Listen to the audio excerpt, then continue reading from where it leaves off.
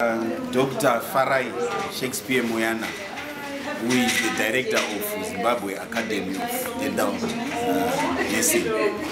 That's correct. I want to just in brief, Dr. Moyana, what really inspired you to come up with the training for dental assistants? I know you've been in practice for several years. Now, what really inspired you to get into the training of dental assistants? Yes. All right. What inspired me was the lack of formal, structured training for dental surgery assistants in Zimbabwe. And yet, many countries in the world, they are already offering such training. The net effect is that the quality of dental care in the country was lagging behind or is lagging behind. Why do I say so? Because the dental surgery assistant is the foot soldier of dentistry. They are in the forefront of any dental clinic, dental surgery, dental practice. They are the ones who directs the workflow of the dentist, of the dental therapist, of the dental specialist, of the dental practice. They meet the patient, they make the bookings, they clean the surgery, they clean the instruments, they sterilize the instruments, they arrange the instruments and prepare for treatment of the patient. They do all the receipts of payments and so on. So from that description you can see that it's a cadre that needed this training like yesterday. The training for that cadre is overdue. Obviously, relying on informal training where you hire someone after school or after having done some other odd jobs, then they come into your practice. You show them here and there what to do, helping them learn as they go. Did work to some point, but not all dental surgeries or all dentists are keen or equipped to give a proper training. Even if they wanted, their job is so demanding that in most cases they only tell the dental surgery assistant the bit they want her or him to know at that moment. And yet you see technologically things are advancing a lot. We are getting internet-based. There are many more new infections also coming up, like SARS, like Ebola, which used not to be that widespread. So the dental surgery assistant need to be abreast scientific knowledge, IT knowledge, technological knowledge.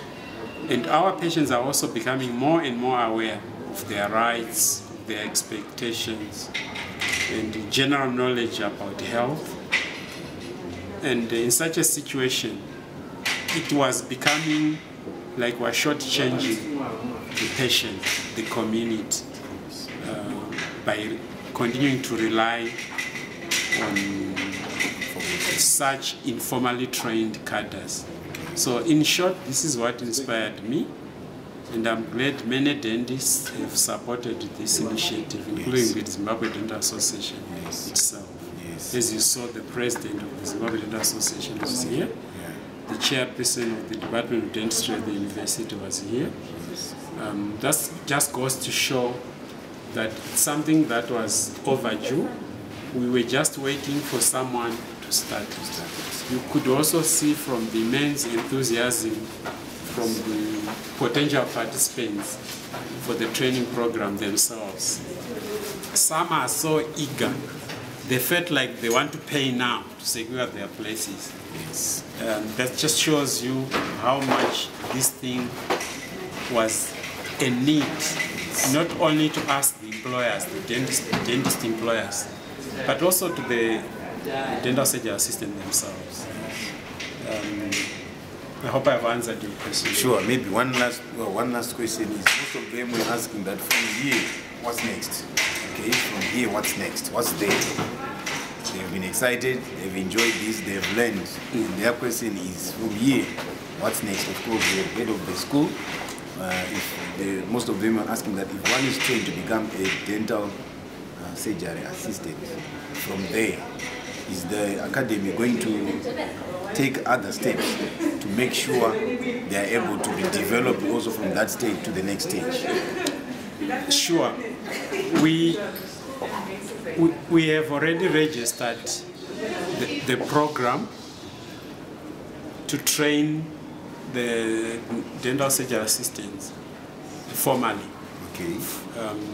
The proposal is to offer a 1-year training program, which is a block release type of training. That allows participants to come for a few days, take up modules, register for modules, write exams, and go back to their workstations. After 3 or 4 months, they come for a face-to-face conduct session or sessions again. They take other modules until they finish the set of modules. This is the trend worldwide. Obviously, there will be others who are not working, who are school leavers, who will be joining the industry for the first time. Yes. That can also allow them to find a job and earn a salary while training, because that way you can encourage them to have a few days at a surgery doing pro bono attachment, but the other days they can also do another job. If they are lucky to get a full-time job at a dental surgery while they've been enrolled, it's even better for them. But over and above that, the block release type of training is very convenient in the way that it's very unlikely to be disruptive, unlike if you're going to do it full time. So we've indeed registered that program with the Ministry of Higher and Tertiary Education. But going forward, after a couple of graduations, we would want to take it further and maybe make them registrable with one of the health councils in Zimbabwe, so that they're fully integrated and fully regulated as professionals and members of the healthcare team, particularly the oral health care team. Our curriculum will also try to equip them with skills to do community dental work, to go into the communities, old people's homes, crèches or ECDs, and give dental health education.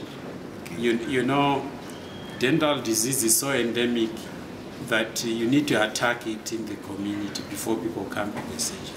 So with that other philanthropic aspect of the training, where they will not just be equipped to help the dentist in the surgery, but they can be deployed in other aspects also.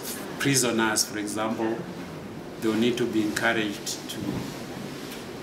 to take care of their dental health and so on. Okay. Thank you very much, Dr. Moyana. We wish that God will continue to bless the academy and it will grow to reach out to neighboring countries, to reach out to far continents.